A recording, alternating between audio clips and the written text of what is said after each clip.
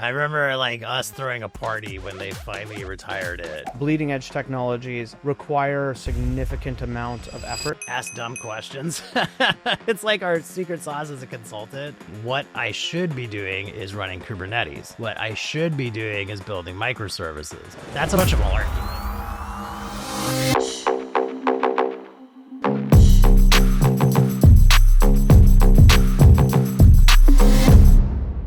All right, fellas, what's the single biggest blind spot teams tend to have when it comes to migrations? Micah, kick us off. I think the thing that's interesting about teams and engineers specifically is irrational, unchecked optimism. So this belief that everything is going to go right and my estimate's correct and I never have to revisit that.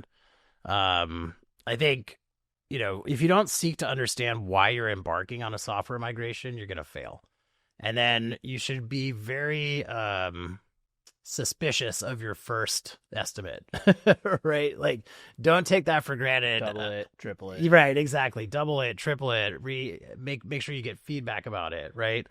But I think another interesting thing about this is more about the nature of software engineering, but software engineers are by their nature very aspirational. Like, I think it's really interesting that something that everybody can agree on in software engineering is what we should be doing.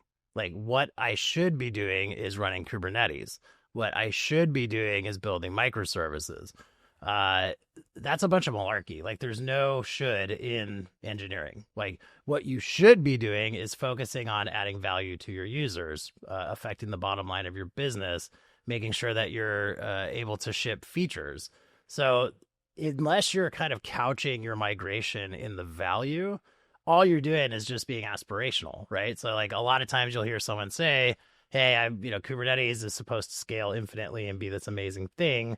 And what they're doing is just couching that in aspiration. What they mean to say is, I would like to run Kubernetes because it makes me feel like I'm doing something like a big company would do, right? So I think that's a big blind spot, and it's a tricky one because it's pretty subtle. Moving goalposts. So like, I think like the technology-led migration is always like a pretty risky decision. Sure. Like, and normally like we start with some thin veil of business reasons. Like, oh, if we move to Kubernetes, then we'll be able to like deploy faster, and deploy faster is good because of,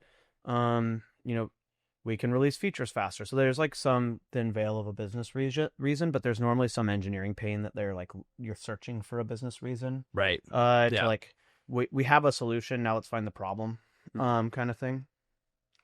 But then what happens when you start a migration is the same as what we talked about in like the refactor kind of episode, but the migrations are all consuming.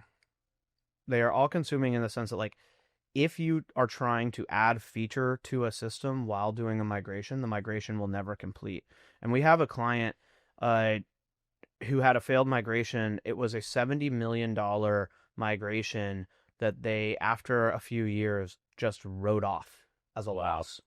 Because like they kept trying to add things to it they're trying to add things to it while they're trying to migrate the system, while they're trying to test what's going on. And I think that's an absolutely massive blind spot. The business needs to know when you're doing a migration, whether it's a migration to the cloud, a migration to a new technology, a migration, into a SaaS from a home built or out of a SaaS into a custom built, like these things, you have to have really, really clean like targets and when do you productionalize the system. The second thing I think people do wrong is migrations, because of feature bloat or like the tacking on of features, when like a bunch of people will have a bunch of complaints with an existing system, right? So let's say you're like moving from, an ERP or, like a Salesforce to something else or something else into Salesforce. You'll be like complaining, your marketing team will be like, well, it was terrible that like the old thing didn't do email campaigns, but now Salesforce we know does email campaigns. Let's get that in there too. And then some other team will have this other complaint. And like what will happen is like we will start to stretch timelines out, never finish the migration, not get to the value of that thing. You have to focus on like what is like feature parity in new system, Hmm. and then go fix the problems. But otherwise, you'll just never release. And that's for everything from SaaS to SaaS, from custom to custom, from tech stack to tech stack. Migration is only a migration and nothing else, and that is really hard to force onto a business because it looks like opportunity. And these things normally get funded really well too, and they're like kind of a special project, so they get a lot of like leeway to do what they need to do. And if you're doing SaaS to SaaS, I'll just say, like, of course, Salesforce wants you to add more features while you're migrating, because then you're, getting more and more sticky with them. And like, that's not a bad thing. And you maybe should do those things. But like, if you don't do the migration first and then start adding those things, you're never going to finish. How much of do you think is a migration is a failure, or how much of a challenge is it when you're talking solely about technology versus it being about organizational politics or internal power moves?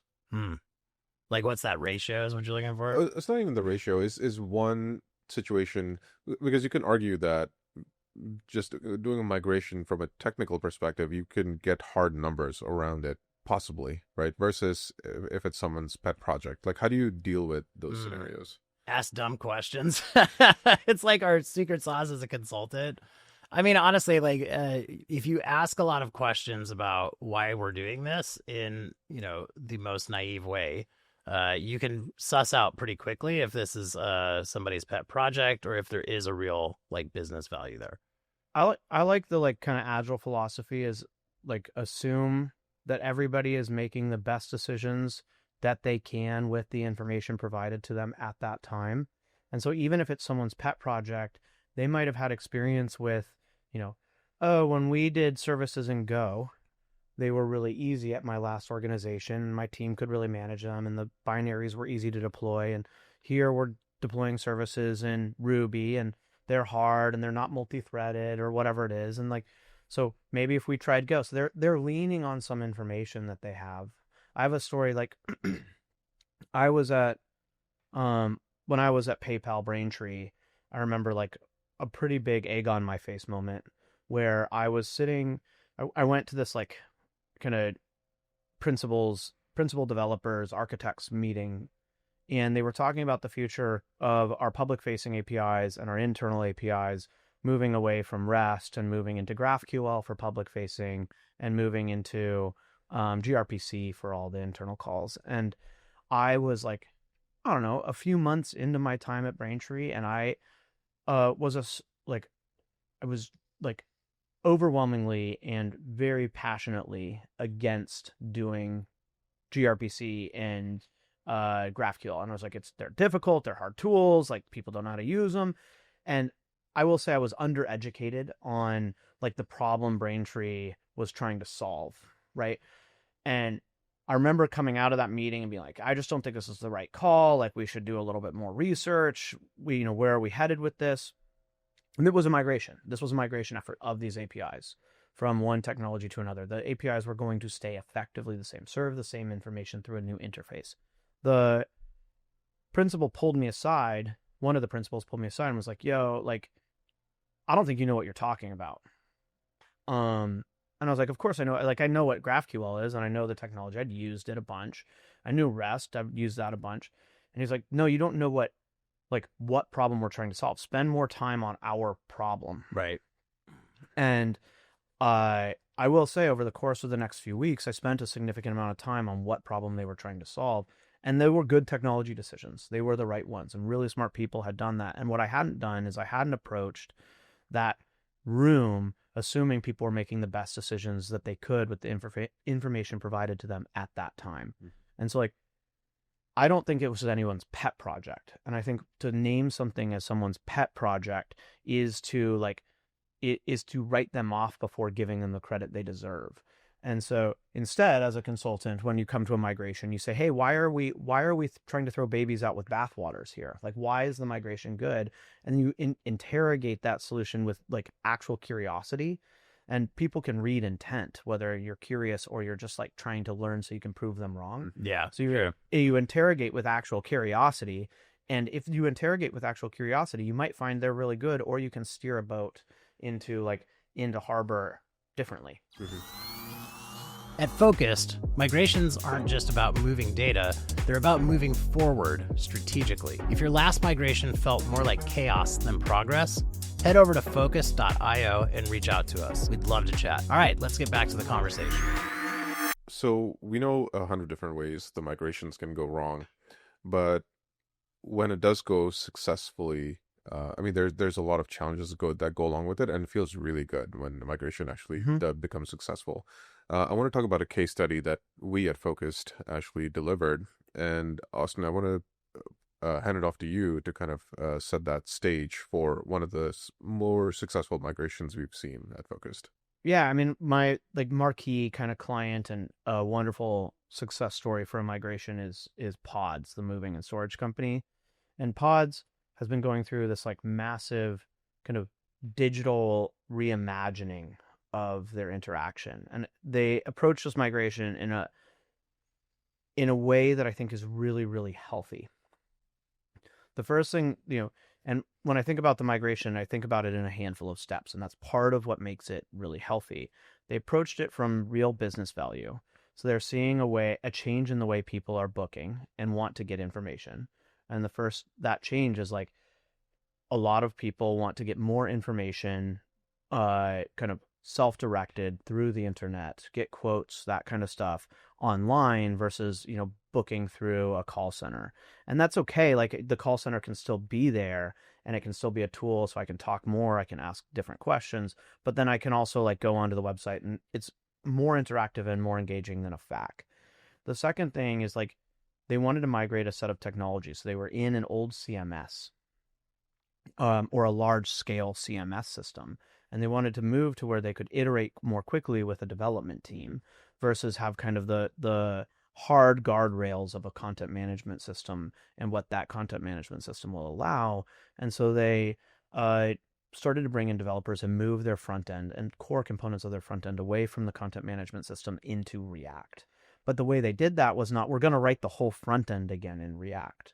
And actually this team did a really incredible job saying, hey, we're going to do component by component by component through the booking flow rewritten in React. And the way we did that is we actually had micro React apps deployed through the CMS into a page that would take over the DOM so that you could have a React app running inside the content management system. And this was awesome because it allowed us to incrementally migrate. We could get small wins, A/B test value, and all that stuff versus saying, hey, we're going to throw out the CMS. We're going to rewrite the whole .com in React, and that's going to take a year or 2 years or 5 years or 10 years or whatever it is because feature bloat can add on.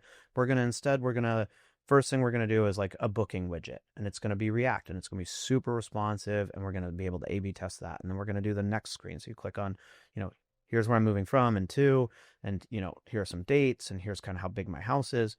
Next screen, more questions. Next screen, more questions. And then each one of those started to become a React app.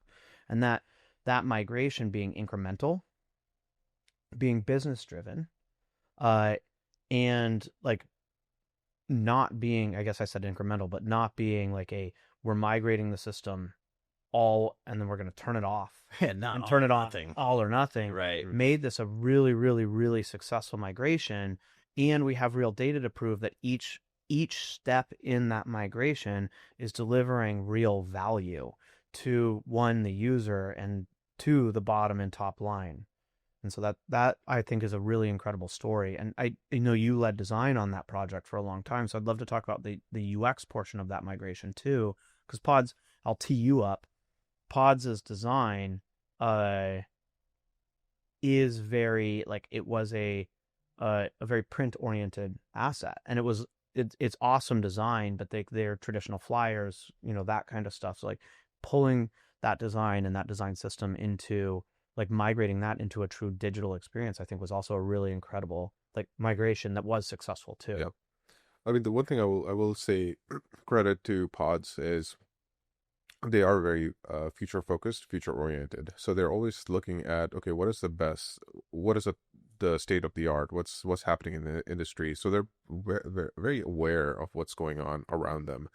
And when we looked at the existing booking flow, you're still kind of filling out a form, but how do you make that experience more educational, and how do you guide Mm. a customer through, or a user through it? Because if you think about it, I mean, it's a pretty big, like, moving is a big deal. Like, it's a big Yeah, challenge. Yeah, they say it's like the terrible. big things in people's lives are like getting married, buying a house, and moving, Yeah. and often those three things happen together. Yeah. Yeah, and making those decisions through like a form, I mean, it seems simplistic, but I mean, there's a lot going on behind the scenes. Yep. So how do you make that experience, once a user actually goes through that experience, how do you make them feel that, okay, I trust pods, I trust their guidance and decisions, and you're holding their hands through the experience. And the good thing of there with the migration there was, yes, we ported over the booking flow, but that wasn't like the end of it, right? So we're Mhm. looking at like the full experience. Like, how does a prospect get to pods.com? How do they finish the booking flow? And then after the booking flow, what does the post-booking experience looks like, right? So they have the entire end-to-end journey as part of their thinking, as part of the design, which I really appreciated. And that was, and having that buy-in from the client side made that migration that much easier. And the cool thing about them and what they've done incredibly well also is they've been bringing this capability in house. Mm-hmm. So as that migration, so we're helping them, been helping them migrate into new technology, new design systems, evolving their existing design systems into and technologies into something that is more engaging and hits new needs of the business. They're also building out development teams. They're hiring in St. Pete or Clearwater. They're like building out teams so they can carry this torch forward, which is a really it's to show that they're really investing deeply in that migration and the future state of the technology. Mm-hmm. And so that is like there's such a good case study for a win around a migration that's happening incrementally and delivering incremental value. Mm-hmm. All right. Next up, we're playing a game called Keep or Kill. It's our favorite segment. I'll throw out some statements related to migrations, and I want you to give your take on it, love it or hate it. So give your first reaction. We'll go Austin, Micah, give your reactions first, and then we'll riff on them. All right, keep or kill, migrating directly to bleeding edge technologies. I go first? Yep.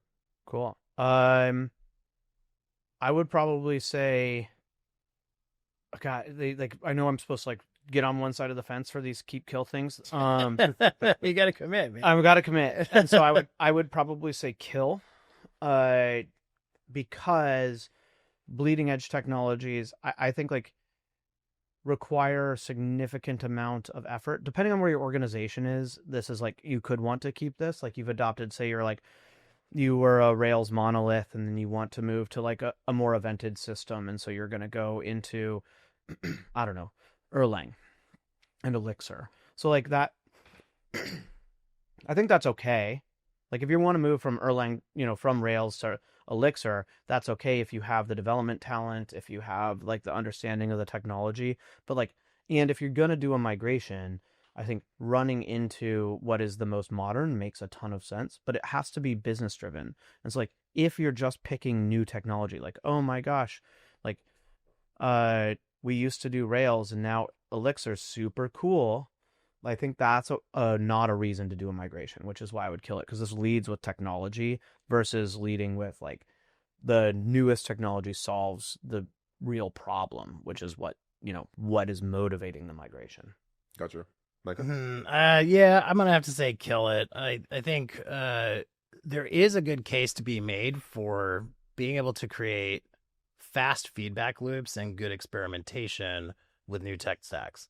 So if you have a really dialed DevOps practice, right, like you could probably create a test bed where you could have experiments that you run with technology stacks that are bleeding edge.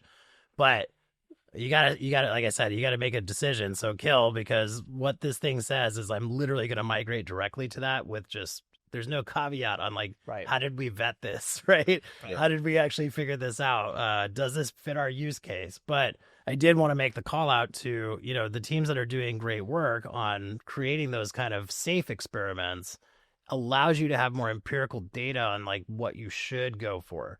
And so it can augment your decision-making process. And so I would never say that you shouldn't try new technology, right? But the way you do it is you pivot your organization in a way that they can benefit from it with those kind of fast feedback loops and those experimentation cycles. Yep. So the key word here is directly. Like, Yeah, that's it. Yeah, just next time, Shahed, just knock that out before you say it, and you'll be fine. All right. Next up, keep or kill. Running parallel legacy and new systems indefinitely. I would keep. I think that like legacy systems aren't a problem until they are, right? Like the reason you're migrating it is business oriented. And so if the legacy system is working, you can use it. It's like managing your inventory or managing your fleet of vehicles, and like you don't need new features out of it. It's doing what it needs to do. Run it. And if there are parts of it that need to be, migrated or modernized or something, you can use observability. Micah will say more on this, but like you can use observability to understand where the seams of a system are, whether it's a mainframe, a monolith, a Java app, whatever it is. You can use observability and understanding of the structure of the code to carve out components of it. But like I do not see a reason incremental modernization and migration is the way to get value out of these projects. And if there is no reason to migrate the last one, don't. The only thing I would say against this is like sprawl does kill productivity.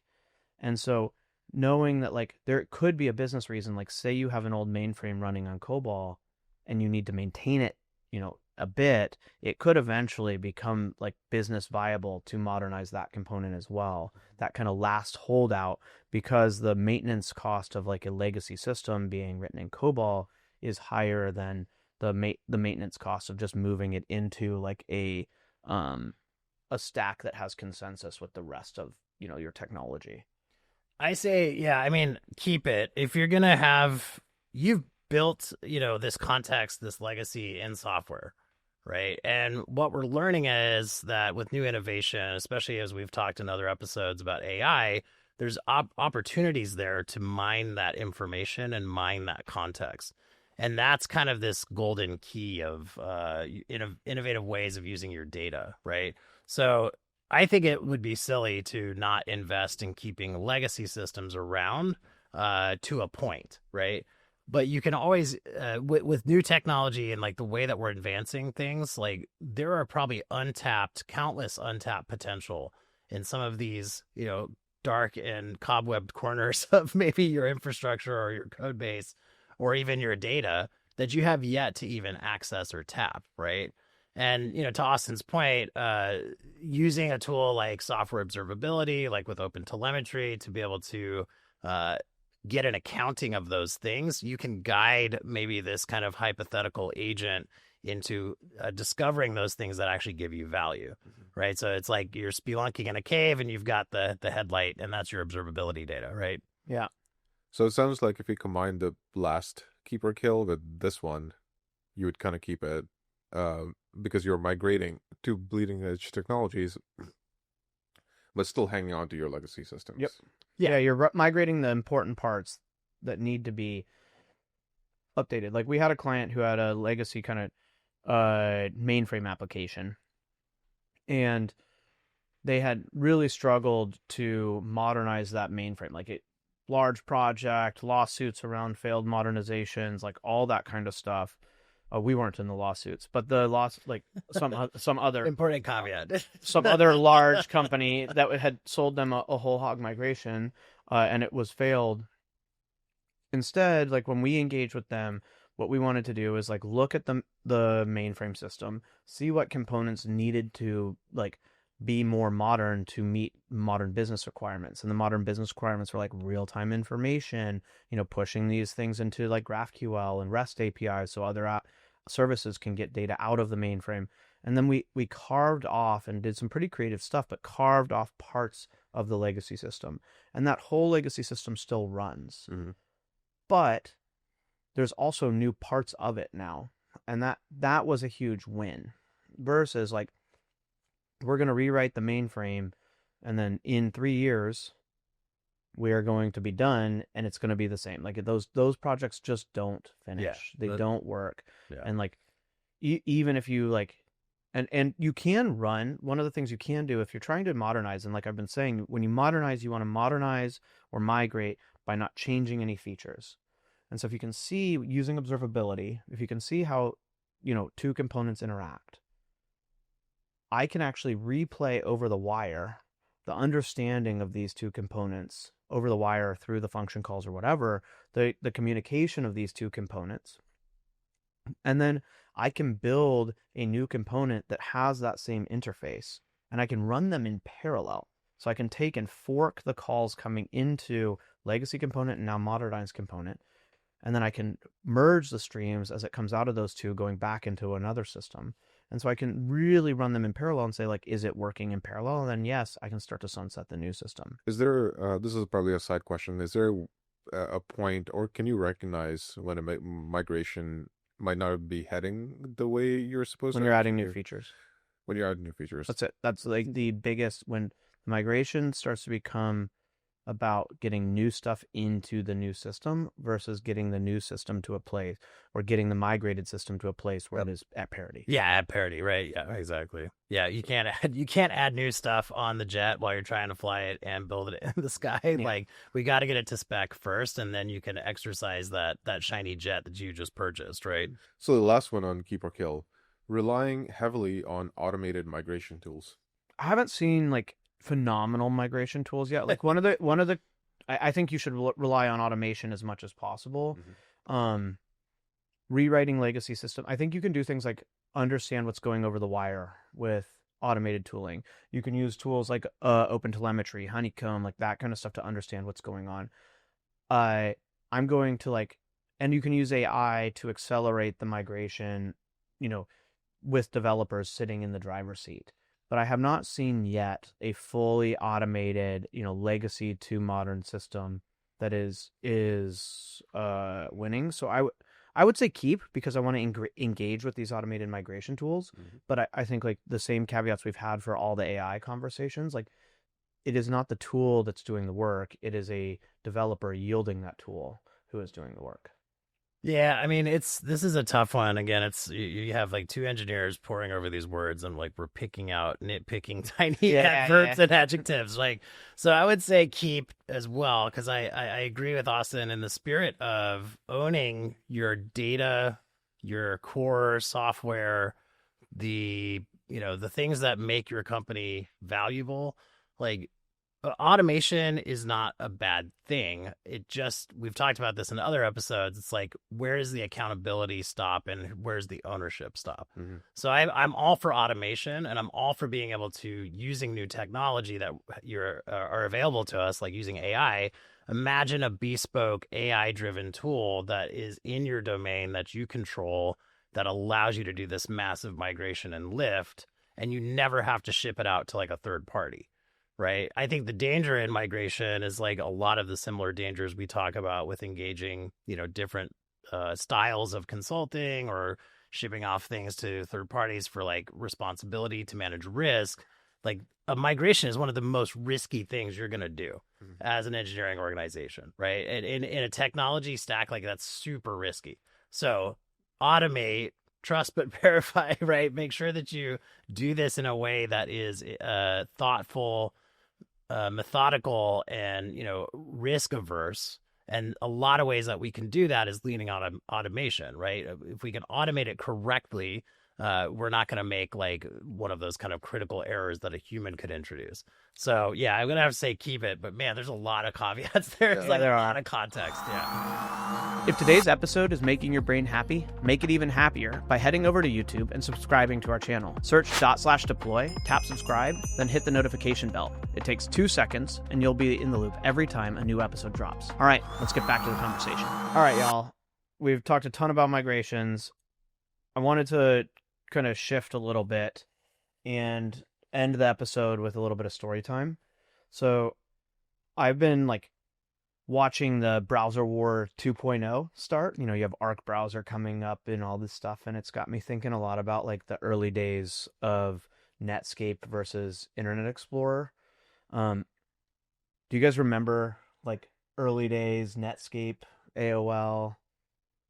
and then the rise, the meteoric rise of Internet Explorer. I remember the dial-up tune. Like, Yeah. I remember shipping code that had to run on IE all the way up until like oh 2010. god, that was a nightmare. Oh Yeah. my gosh. I remember like us throwing a party when they finally retired it.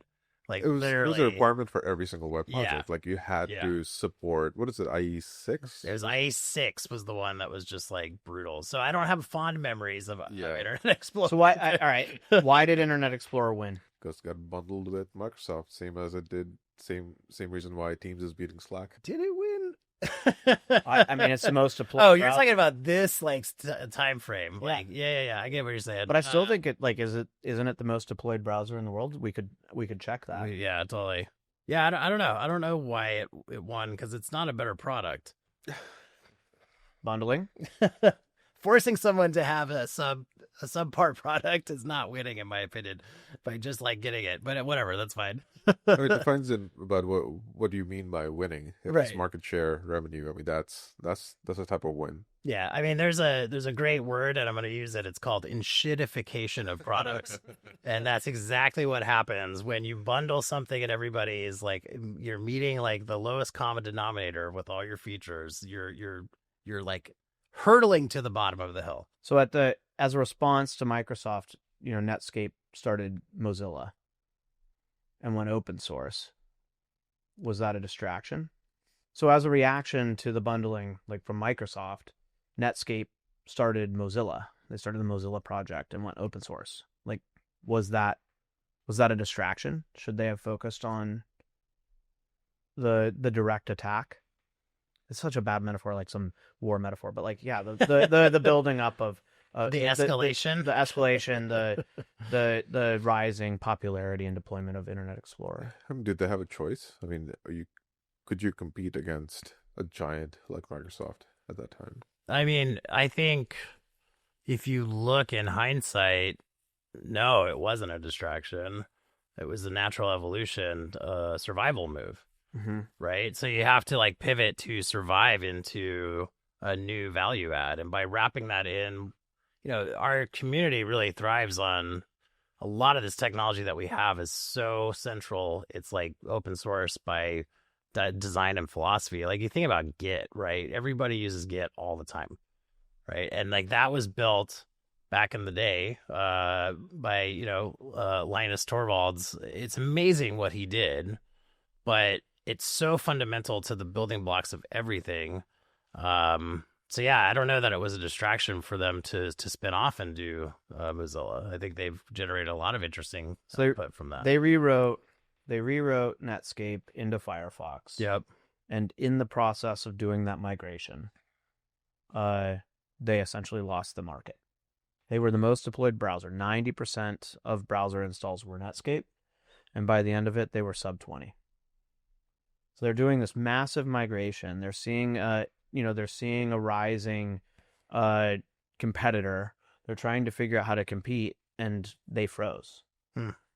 Is what I would see. Mm-hmm. And they saw something like, oh, if we open source, maybe we can get the developer community. Oh, if we open source, like, Microsoft is closed source, and we can kind of do they're the big mega evil corp, and we're the open clean corp, and like but at the end of the day, like where users went was to the features they found valuable. Right. So I'm not sure. Like, but didn't both of them lose? Because isn't everything like Google now and Chromium won? well, eventually, right. But like Google's a good response. Like Google comes pre-installed on 0 operating systems. Right. Like people now joke that Internet Explorer is just a tool to download Google Chrome. Yeah. And like Safari is just a tool to download Google Chrome. And so like Google was able to overcome the hurdle of bundling that Netscape failed to do. And I think when we look at that, and I wasn't in the boardrooms, I can't reflect, but I have some 30,000, 40,000 foot hindsight and reflection. Was it the migration? Was it the fact that they were looking at rebuilding versus like Chrome said, we're going to build features that are valuable to our users. Right. And we're going to and because of that, someone's going to open Internet Explorer and they're going to go to chrome.com or whatever the website is, google.com/Chrome, and download Chrome, and then just use that forever. Click set as default browser. So someone beat that. Yeah. And Arc is doing it now, again. And so people are able to beat the bundle. Right. Well, I thought Ed was going to jump in, but I think it's really interesting though that like if I remember my mentality back in the last throes of IE was right around the apex of when Chromium as an engine was coming up, and I was begging people to let me deploy apps that could work with the way that the Chromium engine is like renders pages, right? So it's interesting that play about being kind of developer centric, open source.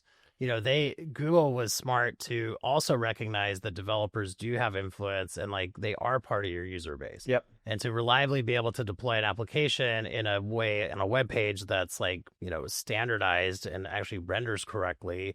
And I don't have to do all this malarkey to make the code work. Like that's just like, cherry on top. But that's just a small use case, right? Sure. You're talking about market share. It has to be users, people that are actually using it. I mean, they don't care about, we have this Chromium engine that can render pages. They should, because the entirety of the applications that you use day to day were empowered by consistency and web standards. And so being able to drive that forward, I think there's an interesting parallel between what Google achieved with Chrome and what the value add that Mozilla was supposed to have, which is standardizing the web. Right.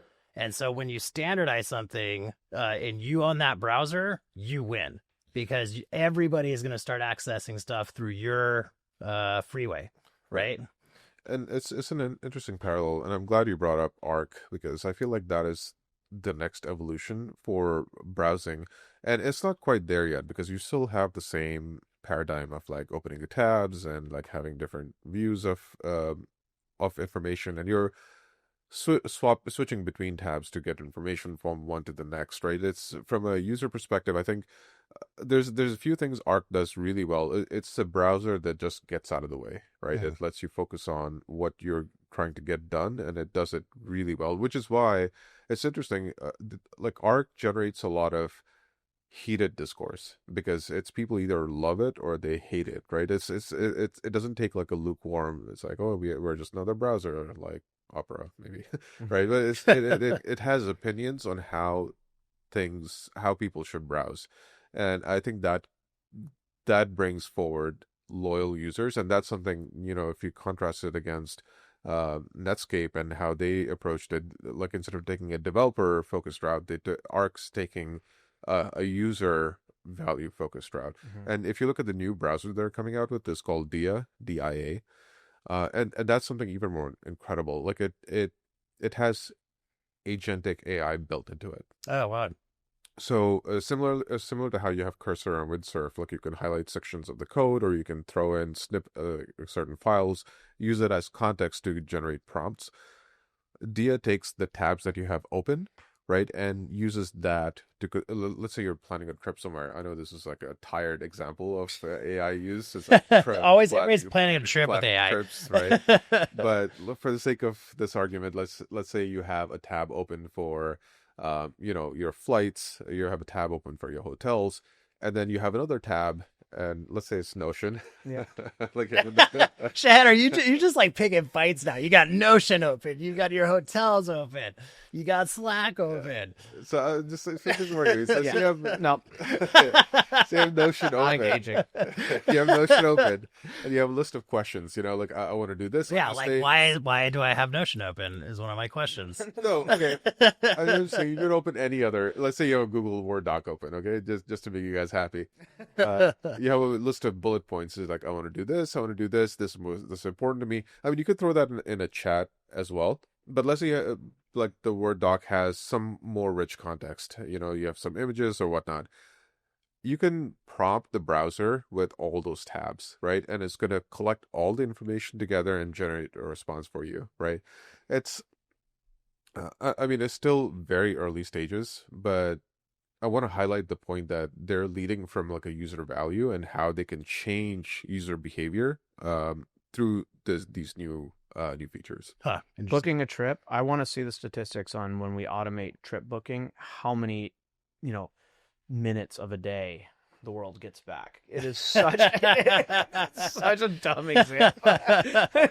Like, how hard is it to book a trip? You go to United, you put in your, like, I'm going to have to tell the AI the exact same thing. You go to United, you put in where you're going, where you're coming from, the day you want to go, the day you want to get back. You read the things, you click a button, and it's like booked. Like, they have done booking travel is so easy. I don't understand why, like, why is this the one? Why is this the one? Yeah, how hard is it really? Like, I'll do it from my phone while we're on this podcast. Let me change my flight. Like, I just followed it up. It's the most generic example. Like any example you look at for AI, for some reason, everyone just books to travel. I mean, I guess you're coordinating multiple things. Like, oh, I got to add a rental car on the exact same day, so that might be valid. I don't know. I'm not bad. I just think it's so funny. It's like, and look, it can book a flight for you. And you're like, wow, I can book a flight for me too in the exact same amount of time with the exact same information. What did you do with AI? Did you cure cancer or did you book travel? Yeah. I booked travel. So was brilliant. I think the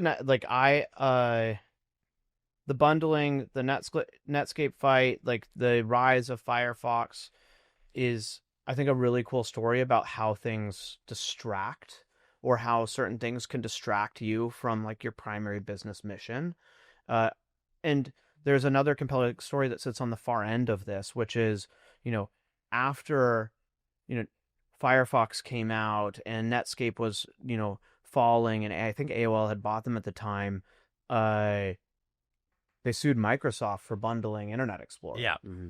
And, every business book you read, every case study you read shows that the fight that Microsoft had, the lawsuits, the fight, the monopoly battle that Microsoft had to keep, control over the default browser in Microsoft, is why they lost the mobile war.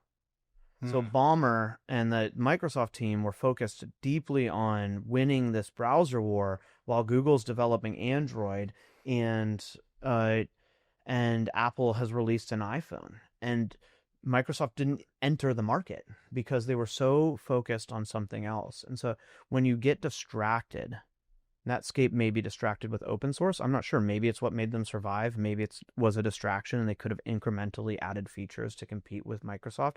I don't know. And then Microsoft competing to keep bundling and getting the entire company focused away from where the market is going cost both of those companies a ton. All right, that wraps it up for this one. Remember to always respect the craft.